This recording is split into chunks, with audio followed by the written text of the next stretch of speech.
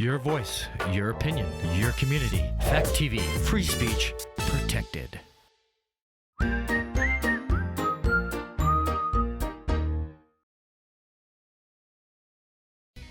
news, politics, business, sports, arts, music. Mike and Marty on the beat. Mike and Marty. Mike and Marty. Good morning, Bellows Falls and Rockingham, and welcome to the feed. It's Mike and Marty. We're here with Michael Stack and Sean Murphy, and we're going to be talking today about a new program that's come to Bellows Falls called Bellows Falls Trades. But first, Marty's going to give us local events. So happening at the Opera House this week is the second week of Top Gun Maverick. And I would recommend it. If you saw Top Gun back in the 80s, it's a nice blend of enough of the old stuff Yeah. with some new twists and new technology and new louder surround sound to make it definitely worth going, definitely worth the $6. And if you're looking for something to do tonight, the classic movie is Body Heat. And it's being sponsored by Edward Jones and Bill Stevens. Yes. Imagine I would that. recommend Top I Gun would also, recommend, too. yeah.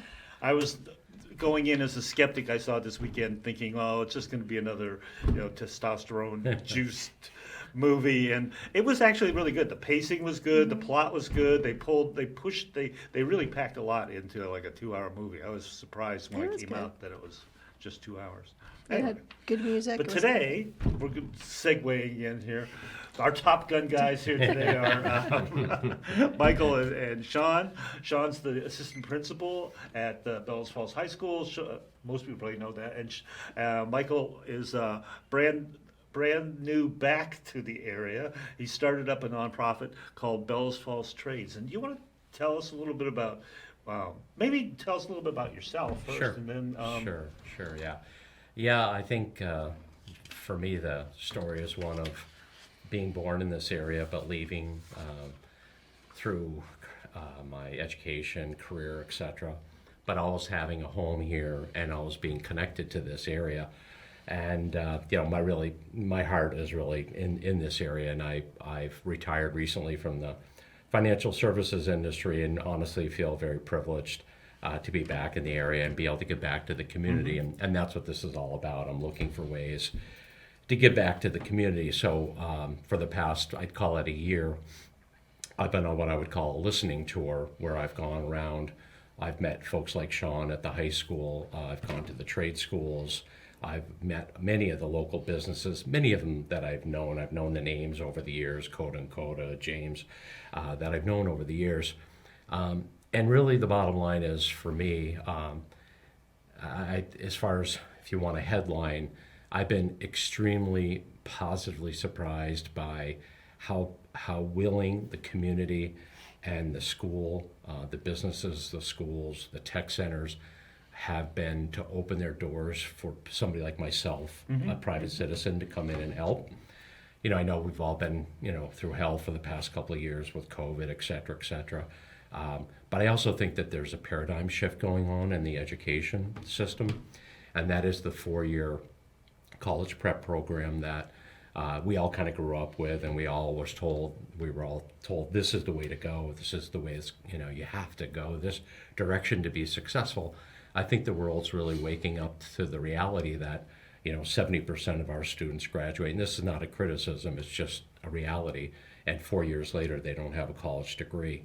A lot of people go to school, they end up with $250,000 of debt, and they can't get jobs that'll help them pay that debt down. So the bottom line is, I'm a privileged person to be able to come back, retire to my hometown, and honestly, I have a ton of gratitude, basically because what I was given at a very young age by learning to, a strong work ethic, principles, values, etc. Working on the Stickney farm, working with people like Richard Stickney, Arnold Fisher, the Coda family.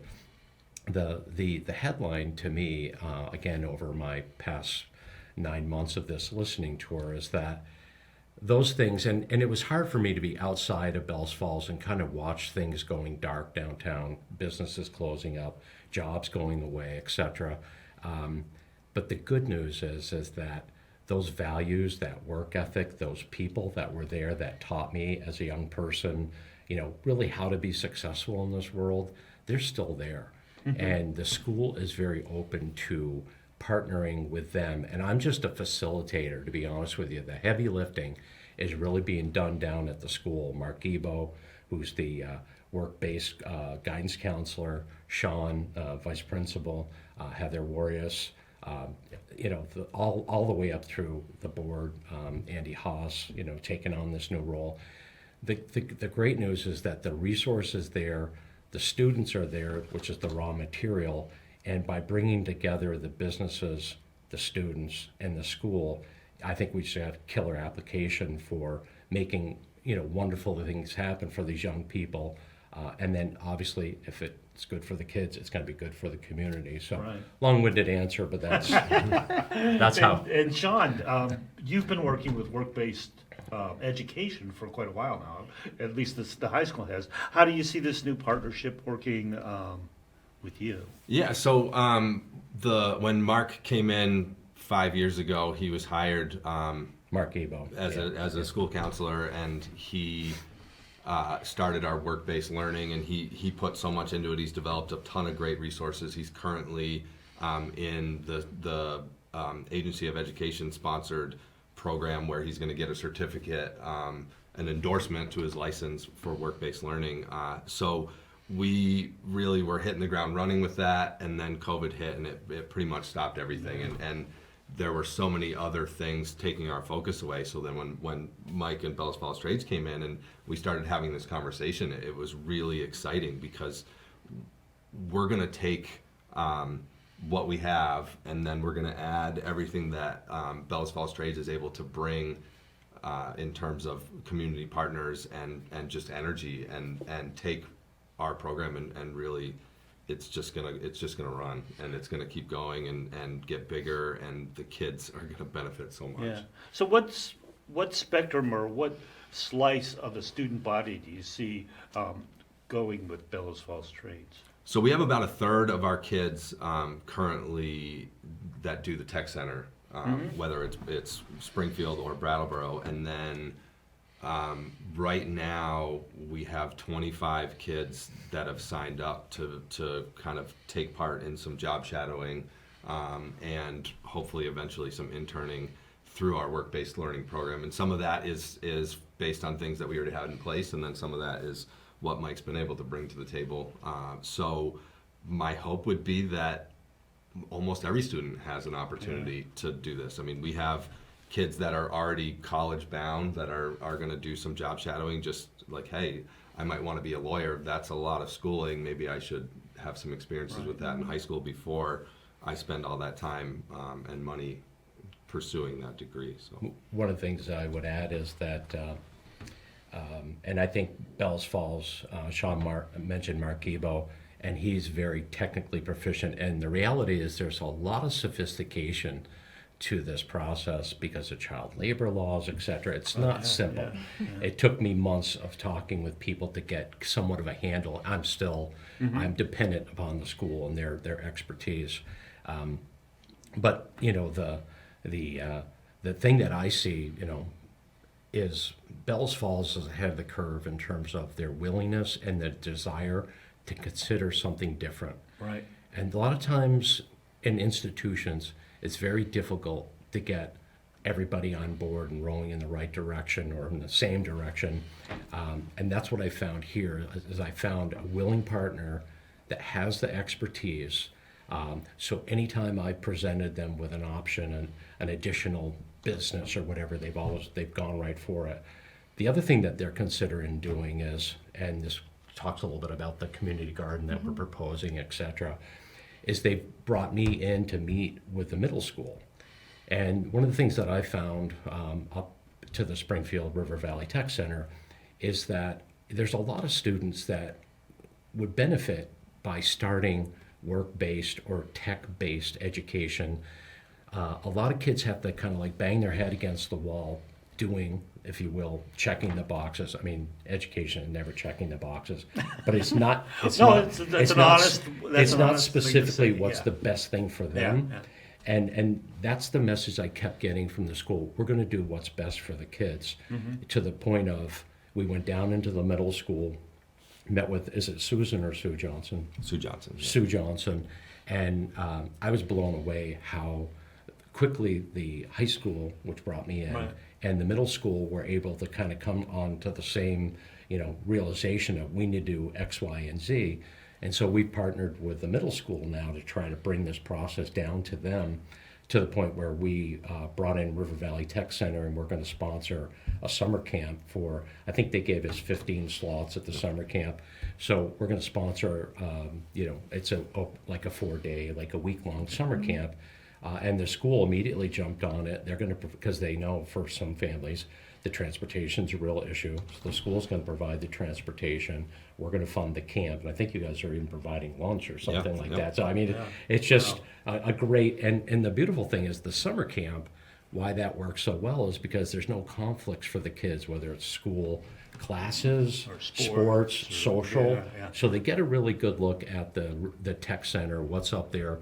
And I want to go to this camp. I mean, this looks like a ball. The things that they see and do. Yeah. So they do I a think lot. that, and then the community garden is a whole nother piece where, starting in the elementary school, where the garden's going to be right next to the elementary school, Sean and his team is trying to coordinate right down from the high school, the middle school, into the elementary school, and get everybody on the same the same approach in terms of project-based learning or work-based learning, Right. where they can get out and get their hands dirty, Right. and carry that up through the education process. And the beautiful thing is Sean's knowledge of, again, all the requirements. They can figure out ways from using flexible education plans, which is a customization of an education plan for the individual student. And in the past, we've kind of always gone to the standardized approach. Teach to the test. Everybody's got to pass the standardized test, and that just doesn't work for everybody.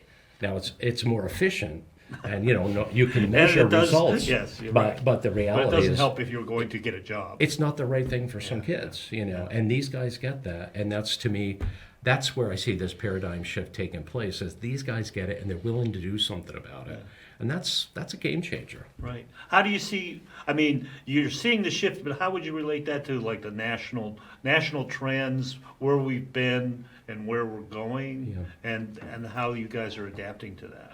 Because Well- it sounds like you've come back from the wilderness and you have a vision.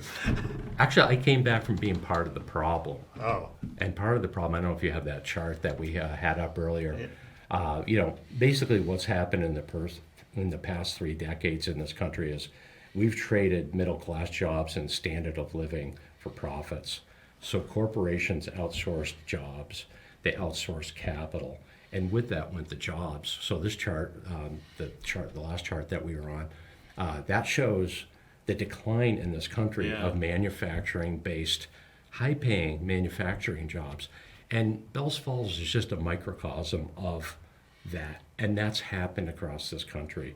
That's why, there's a lot of political unrest, I believe, and social unrest is there's been a lot of jobs that have been eliminated, and in honestly, the underlying objective of maximizing profits and free cash flow. Well, that doesn't do much for the individual that lives in a manufacturing-based town. So that's a secular change that's been going on for a long time. And I do believe, this is the good news, I always like to come back to the good news, there is something that positive that came out of COVID. And what we came to understand is that all of this just-in-time inventory and outsourcing of all these manufacturing jobs really created a very fragile global economic situation in our country in particular. I think that's going to change over the next at least couple of decades. And if we want those jobs, they talk about reshoring and bringing back manufacturing to this country. Well, if we don't have the skill sets to cover those jobs, Exactly. corporations are not going to be able to bring those jobs back to this country. And I really think we're on the forefront. And again, Bellows Falls is just a microcosm what's going on in the country. I think we're ahead of the curve because, you know, we understand it. We're partnering, you know, private and public coming together for the benefit of the students and the bottom line for the community. So I think, you know, from a big picture perspective, there's factors that are going on that are going to reverse this negative trend that's happened over the past 3 decades. The bad news is it could take 2 decades. Yeah. You know, Well, it's not going to be overnight. yeah. You know, and a lot of people, you know, we've brought people together, and the kind of the immediate reaction is, okay, where are the kids? Where are the jobs? And you know, we're dealing with precious cargo here, and we have to take it a step at a time. We have to do it right. That's why I'm partnering with the high school. They are the experts. They vet the kids. They know who needs it and who is appropriate for going in this direction. I can't have that insight. I can support them. And I will say one other thing. They're being asked to do so much more. The guidance counselors now, today, are being asked to do so much more. It's amazing the things that they get involved with. When we were growing up, our guidance counselors, it was very different. You know, it was kind of like, what's your name? You know, I mean, they know these kids intimately, and it's a very different world. So I'm thrilled to be able to help them in any way that I can. Yeah. Mark? I find it interesting that it seems like perfect timing, because every single contractor that, if you drive through town, every oil company is looking, every plumbing company is looking, every electrician is looking, everybody in the trades cannot find help.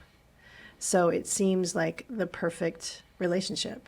And I think that and Sean, you can correct me on this, I think there's a swing back to realizing that not every kid should go to college. I think at the end of kind of when I graduated, I think it was still about a split. There's kids that you knew were headed for college and kids that you knew were going to take on the trades, or even back then there was still a few, you know, manufacturing jobs. There was still a few machine tool jobs or those type jobs around here. And I think then it swung to, no, nobody wants to do those jobs. They all should go to college, but college is crazy expensive now. That, you know, and so it seems to make sense. Do you see that's starting to slowly shift back? Yeah, and I think that we're trying to redefine success. Right. So traditionally, or at least for the past few years, success is how many kids can you get to graduate, and what percentage of those kids are going off to college. And then the reality is we're not necessarily tracking that number, like how many of those kids are graduating from college. It's, as long as they go. Like, we could have 100% of our kids graduate and 100% go to college, and then 100% of those kids could make it a semester in college, but it still looks good because 100% of them went. So we're having a lot of those conversations at the building level, at the district level, at the board level, and I think people are really on board with let's change what success looks like. If we can get kids to become trained in some specific skill where they can then go be a contributing member of whether it's this society or the greater society, then that's a win. And we want to be able to have those conversations with parents and with kids where it's okay to not go to 4 years of college or 2 years of college. Like, this is another path, and you can be super successful doing that. Do you find that there's a shift in realizing that not everybody learns the same way too? Oh, absolutely. I mean, I think that's certainly we're finally been, kind of getting there, that some kids just really need hands-on. Right, or they need a break. I mean, we have block scheduling at the high school, so it's generally 4 classes, 80 to 87 minutes at a time, and that's a really long time for anyone to sit still, let alone teenagers. So looking at these flexible pathways, looking at these personalized learning plans where we can get these kids to go out into the community and learn a skill and get credit for whether it's an elective or course specific. I mean, if they go to working on a farm, they could potentially earn some science credit for the work that they're doing. And so I think it's really important that we start this young because it gives kids hope. And I think that if you're looking 5 years ago as a 6th grader at what the high school looks like, if you're not fitting into the I want to go to class and I want to then go to college, you might not see something that will match what you're looking for. But if we can build these programs and they can experience the community garden, they can experience some work-based learning, whether it's going to a factory or these group experiences, then they're like, oh, all right, that's me. That's what I want to do. And then maybe math class is a little more tolerable because they see the value in what they're doing. They understand how it's applicable. Exactly. Yeah, sometimes it's hard to sit in class and be like, when am I ever going to use this? Right. But all of a sudden, oh, wait a minute, I just learned how to do that. And, Yeah, exactly.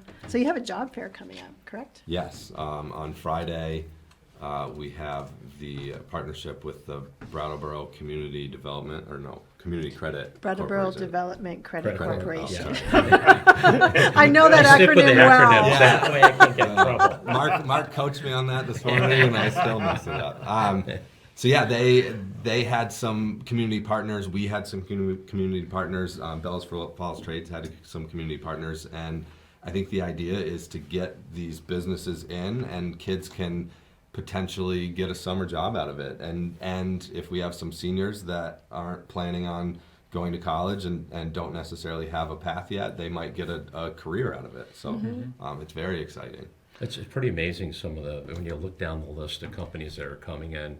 Hubbard's is coming over, and they are, I don't want to say they're desperate for employees, but they've got so much I would say opportunity. desperate. Would you? Okay, Yeah. well, I think everyone they is. really pay well, They, too. they, They really do. pay well. They've got a career path, and that is one of the most sophisticated businesses around in terms of ag science. So if somebody doesn't necessarily want to go to college, but they have a big interest in ag and they don't want to just work on the farm, they have such a potential by going into a company like Hubbard's and learning, all there is to know about, animal husbandry, Yeah. specifically the birds, and the list is chromas coming down to the the potential at a company like that for somebody locally. I mean those are the, if you will, the high paying manufacturing jobs that I think we need to bring back to the state Right. and to the country. The demographics, and if you look at the breakdown of the labor in the job pie, if you will, in our state, a lot of it's healthcare related. It's essentially, I see the state as becoming one that's a kind of a caretaker environment. Well, our I take care of population you, you take care of me, but Yeah. that doesn't create any wealth. That just kind of redistributes the wealth. And really what we need manufacturing jobs that produce things that have, the potential to pay their employees well, produce things, sell them outside of the state or whatever, to really bring up standard of living and, bring up the economy in local communities. So we have that around here. And the question is really going to be is, how can we provide them with the employees that they need, but also, the economic environment that, they'll flourish and they'll grow in. Right. So what would you say are the low-hanging fruit that you're looking at right now as far as employment go? Because, like you said, there aren't any big manufacturing jobs, but there are a lot of jobs available. So what would you say the community could do to help you get these low-hanging employment? Because I think employment is the primary goal, right? Sure. And I think, the issue that Bellows Falls has faced for so many years, and I've talked with the CODA and CODAs, et cetera, it's about retention. How do they find employees and how do they retain them? How do they get to keep them here in the community and get them to raise a family here, et cetera? So it's really going to be about connecting. We've got businesses here. There's plenty of job opportunities here. It's about connecting them, getting them here in the community, and we've got, like I said, we've got 25 companies, or 20 to 25 come to this job fair. Right. There's a lot of potential. Yeah. Well, I see that as the key too, is keeping young people in the community, because that's going to create that culture of employment, and it's going to actually bring more people in. I think. Absolutely. Unfortunately, I have 2 kids that left. I mean, they one came back and lives in Chester, but my son lives in Brooklyn, and it was just not in the cards for him to stay here. Well, the beautiful thing about COVID is so many people now are working remotely that we have an opportunity to take advantage of that shift. So not only do we need to train these young folks to create the jobs, but we've got to figure out ways to take advantage of that shifting in the society from working in large cities to rural areas, or more rural areas, less expensive cost of living, et cetera. That's a real opportunity for us. And I would say that we have to take on some of the responsibility in the high school of teaching these kids employability skills. Yeah, that's so true. one of the concerns that I have is are we teaching kids how to be just good students so that they can go to college and learn those employability skills versus doing that ourselves? So part of what Mark and the work-based learning program are going to do is they're going to develop this essentially employability course Right. that kids experiencing the internships or job shadowing will take. So and then interviewing the business partners, like, okay, what do you need from these kids? What are they coming in with skill-wise, and what are they lacking, and what can we do to bridge that gap? That's great. I mean, because those are general skills that no matter what you're doing, if you have those general skills, if you can show up in the morning. Yeah. Simple, right? Yeah. Show up, put the cell phone down. Those- Exactly. All right, Marty's Good. giving me the. I'm giving you the guys high are sign that going we're over- running out of time. So we just need to, we only have about a minute left. So contact information, if anyone has questions in the audience or there's an employer out there that, would like to join in with you. Is that those are all the best places? Bellows Falls Trades. Michael, you've given your number, your email. My email address, yeah. And Sean, your email address. Yep. Great. That works. Great. Great. Well, we're just about out of time. I'm looking over at Collins shaking his head yes. And so thank you, Bellows Falls. Thank you guys for Yes. coming on. Oh, It was our fascinating. pleasure. Okay, Pleasure. great. I hope you'll come back sometime, give us some updates, and Absolutely. until Yes, then, perfect. we'll see you next week, Bellows Bye, Falls. community. Bye. Thanks. Great job. Wow. Thank Yeah. you. Politics, business, sports, arts, music. Mike and Mike.